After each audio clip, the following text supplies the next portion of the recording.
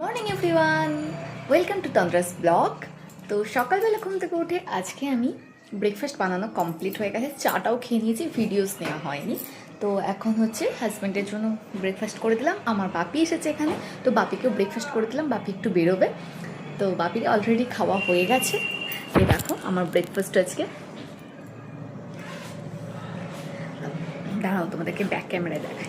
দেখো আজকে ব্রেকফাস্টটা এটা হচ্ছে ইডলির মতো, বাট সেফে দেখতে হচ্ছে ধোকলা, বাট এটা ইডলির মতো। এটা সুজি দিয়ে পুরো কমপ্লিটলি বানানো, সবজি দিয়ে, আর তার সাথে যে চাটনি রয়েছে টমেটো রসুনের চাটনি, আর তার সাথে একটা ডিম সেদ্ধ।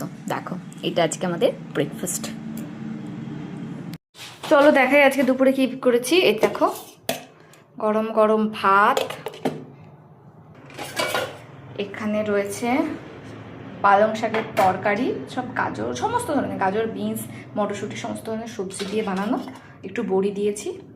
আর এইখানে দেখো করেছি, এটা হচ্ছে একটা পাতলা মাছের ঝোল দই দিয়ে, আর এখানে হচ্ছে বেগুন ভাজা আছে, আর তার সাথে টক দই। দুজনে দুটো বাটিতে বেড়ে নিয়েছি অলরেডি।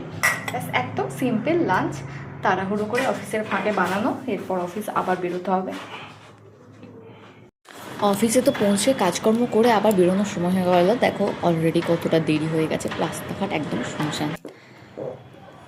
দেখো অফিস বিল্ডিং একদম ফাঁকা, বেশ ভাল লাগে। অনেক সময় মনে হয় বেশ ভুতুরে ভুতুরে ব্যাপার। রাত হয়ে গেছে অফিস থেকে বেরোতে।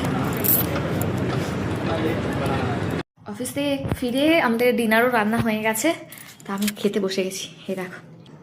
এ দেখো একদম পাতলা টমেটো স্যুপ, টমেটো আর কর্ন দেওয়া আছে, তাদের স্যুপ, আর তার সাথে হচ্ছে ডিমের পোচ। আমি অর্ধেকটা খেয়ে নিয়েছি, ডিমের পোচের ওপরে একটু মশলা করা আছে।